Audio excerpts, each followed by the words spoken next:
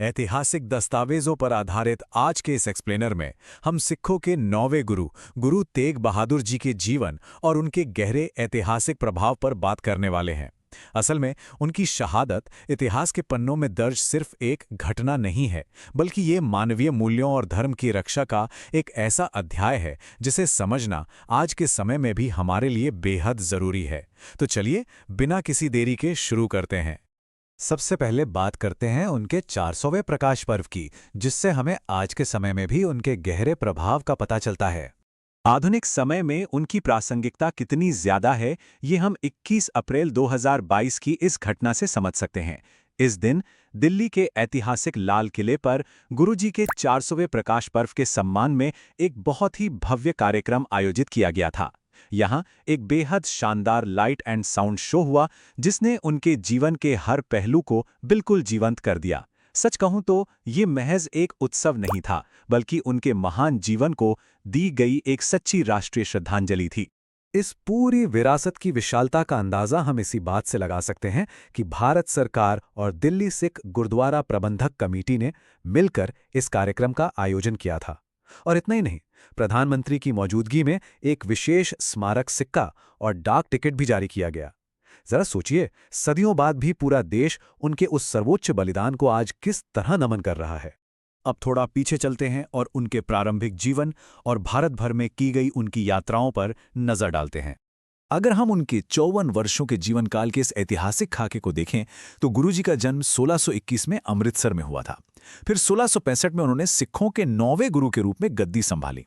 इसके ठीक एक साल बाद 1666 में पटना में उनके पुत्र गोविंद का जन्म हुआ और अंततः 1675 में दिल्ली में उनका वो सर्वोच्च बलिदान हुआ। ये जो टाइमलाइन है, ये उनके जीवन के हर महत्वपूर्ण पड़ाव को एक ही नज़र में समझने में बहुत मदद करती है। एक आध्यात्मिक मार्गदर्शक और समाज सुधारक के रूप में उन्होंने पूरे भारत की व्यापक यात्राएं की। सत्य के प्रचार के लिए वे कुरुक्षेत्र, प्रयाग, बनारस, पटना और यहां तक कि असम तक भी गए। इस दौरान उन्होंने न केवल पुरानी सामाजिक रूढ़ियों और अंधविश्वासों का कड़ा विरोध किया, बल्कि लोगों की भलाई के लिए कुएं खुदवाएं और कई धर्मशालाएं भी बनवाईं। मतलब उनका जीवन सिर्फ उपदेश देने तक ही सीमित नहीं था, वो जमीनी स्तर पर जन कल्याण के लिए पूरी तरह से समर्पित थे। अब हम इस एक्सप्लेनर के सबसे अहम और गंभीर हिस्से की ओर बढ़ते हैं, मुगल शासक औरंगजेब का फरमान और गुरुजी का अद्वितीय बलिदान।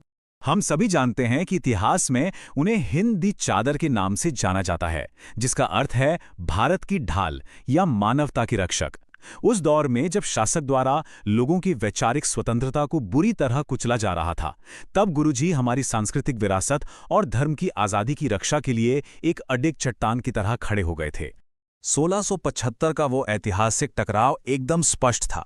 ऐतिहासिक दस्तावेज बताते हैं कि एक तरफ मुगल शासक औरंगजेब की जिद थी कि गुरुजी इस्लाम स्वीकार कर लें, लेकिन दूसरी तरफ गुरु तेग बहादुर जी का जवाब बिल्कुल अटल था। उन्हें अपना सिर कटवाना तो मंजूर था, लेकिन अपने केश या अपना धर्म छोड़ना बिल्कुल नहीं। ये अपने आप में वैचारिक स्वतंत्रता और अधिकारों की रक्षा का एक बेमिसाल उदाहरण था। ऐतिहासिक ग्रंथों में यह स्पष्ट रूप से दर्ज है कि 11 नवंबर 1675 को दिल्ली के चांदनी चौक में एक काजी के फतवे के बाद जल्लाद जलालुद्दीन द्वारा उनका सर धड़ से अलग कर दिया गया। स्रोत ये भी बताते हैं कि इस भयंकर क्रूरता के बीच भी गुरुजी ने दर्द की एक सी तक नहीं निकाली। उन्होंने अपना जीवन तो खुशी खुशी त्याग दिया, लेकिन अपने सिद्धांतों से रत्ती भर भी समझौता नहीं किया। और आज उसी महान शहादत की याद में दिल्ली में 2 बेहद प्रमुख गुरुद्वारे मौजूद हैं। गुरुद्वारा शीशगंज साहिब ठीक उस जगह को चिन्हित करता है जहां उन्हें फांसी दी गई थी, और गुरुद्वारा रकाबगंज साहिब वो स्थान है जहां उनके पवित्र शरीर का अंतिम संस्कार किया गया था। ये दोनों स्थान आज भी उस ऐतिहासिक घटना के एक जीवंत स्मारक के रूप में हमारे सामने खड़े हैं। इस संदर्भ में दसम ग्रंथ के विचित्र नाटक की एक बहुत ही शक्तिशाली पंक्ति है, सीसू दिया पर सिर न दिया, यानी उन्होंने अपना सिर दे दिया पर अपना धर्म नहीं। ये एक लाइन इस शहादत के भावनात्मक और वैचारिक महत्व को पूरी तरह से स्पष्ट कर देती है। ये बलिदान महज उनके अपने अनुयायियों के लिए नहीं था, बल्कि पूरी मानवता और सांस्कृतिक विरासत को बचाने का एक परम साहसिक अभियान था। चलिए अब अंत में बात करते हैं इस शहादत के ऐतिहासिक प्रभाव की, जिसने आने वाले समय की दिशा ही तय कर दी। जाने माने विद्वान पशौरा सिंह का मानना है कि इस एक विशिष्ट घटना ने समुदाय की मूल पहचान को ही बदल कर रख दिया। गुरु तेग बहादुर जी की शहादत ने मानवाधिकारों की सुरक्षा को सिख पहचान का एक अटूट और मौलिक सिद्धांत बना दिया। ये अब केवल एक प्रतिरोध नहीं था, बल्कि हमेशा के लिए मानवता के अधिकारों की रक्षा का एक पक्का संकल्प बन गया। वहीं एक और विद्वान विल्फ्रेड स्मिथ के अनुसार बलपूर्वक धर्मांतरण कराने के इस प्रयास का उनके 9 वर्षीय पुत्र गोविंद पर एक गहरा और अमिट असर पड़ा। इसी भयंकर आघात और दृढ़ संकल्प ने आगे चलकर उत्पीड़न का विरोध करने के लिए खालसा पहचान को जन्म दिया। एक व्यक्ति का बलिदान कैसे एक पूरे समुदाय को इतने बड़े स्तर पर संगठित कर सकता है, ये इतिहास में इसका सबसे बेहतरीन उदाहरण है। तो ये पूरा विश्लेषण हमारे सामने एक बहुत ही गहरा सवाल छोड़ जाता है। कैसे वैचारिक स्वतंत्रता के लिए किया गया किसी एक व्यक्ति का सर्वोच्च बलिदान सदियों बाद भी एक पूरी सांस्कृतिक विरासत को आकार देता रहता है।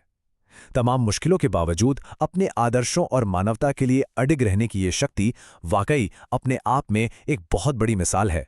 और इसी विचारोत्तेजक प्रश्न के साथ हम आज का ये एक्सप्लेनर यहीं समाप्त करते हैं। साथ जुड़ने के लिए बहुत बहुत धन्यवाद।